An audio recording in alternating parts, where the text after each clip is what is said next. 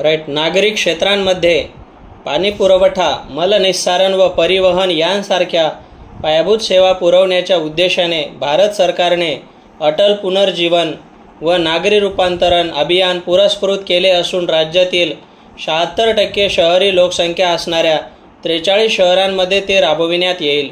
माझ्या शासनाने मुंबई महानगर प्रदेश, नाशिक, पुणे, पिंपरी चिंचवड, सोलापूर, छत्रपती संभाजीनगर आणि नागपूर शहर येथे मुदतबाह्य ऑटो रिक्षा परवान्यांच्या जागी सोडत पद्धतीने नवीन परवाने देण्याचे ठरविले असून याचा अंदाजे 42,000 पेक्षा अधिक अर्जदारांना लाभ मिळेल।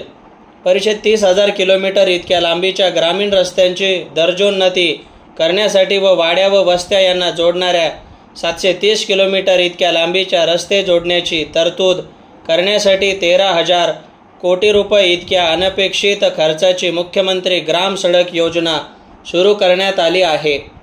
14व्या वित्त आयोगाअंतर्गत ग्रामपंचायतींना मिळणाऱ्या निधीचा विनियोग सुयोग्य पद्धतीने व्हावा याकरिता आमचे गाव आमचा विकास ही संकल्पना सुरू करण्यात आली आहे। परिषद मला हे आपणास सांगताना आनंद होतो की स्वच्छ भारत अभियान याच्या धर्तीवर स्वच्छ महाराष्ट्र अभियान अंतर्गत कोल्हापूर महानगरपालिका व 51 नगर परिषदा या हागणदारी मुक्त म्हणून घोषित केल्या आहेत।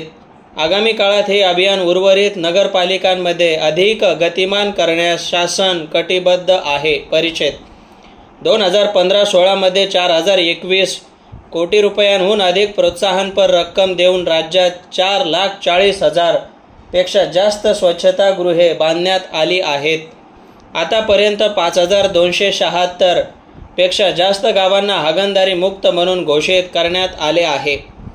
केंद्र सरकारने नुकत्याच जाहीर केलेल्या स्वच्छ शहरांच्या गुणवत्ता यादीमध्ये राज्यातील पिंपरी चिंचवड व मुंबई या 2 शहरांचा पहिल्या 10 मध्ये समावेश करण्यात आला आहे।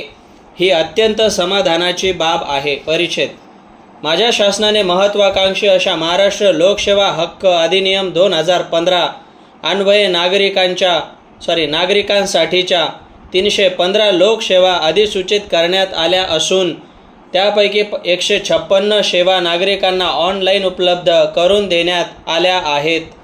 उर्वरित अधिसूचित सेवा 2 ऑक्टोबर 2016 पर्यंत ऑनलाईन उपलब्ध करून देण्यात येतील। शासन व नागरिक यामध्ये ऑनलाईन संवाद अधिक प्रभावी करण्यासाठी ई-माहिती, ई-तक्रार निवारण, ई-सेवा व ई-सहयोग यांचा वापर करून आपले सरकार हे ऑनलाईन पोर्टल सुरू केले आहे। या पोर्टलवर आतापर्यंत सुमारे 9 लाखांपेक्षा अधिक अर्ज विहित वेळेत समाधानकारकरित्या निकाली काढण्यात आले आहेत। सार्वजनिक वितरण व्यवस्था, महात्मा गांधी राष्ट्रीय ग्रामीण रोजगार हमी योजना आणि शिष्यवृत्ती व निवृत्ती वेतन योजना यांसह जाम त्रिसूत्री म्हणून लोकप्रिय असलेल्या जनधन आधार मोबाईल योजना यांच्या एकत्रीकरणातून सर्व व्यक्तिगत लाभार्थी योजनांमधील त्रुटी दूर करण्यावर शासनाने भर दिला आहे।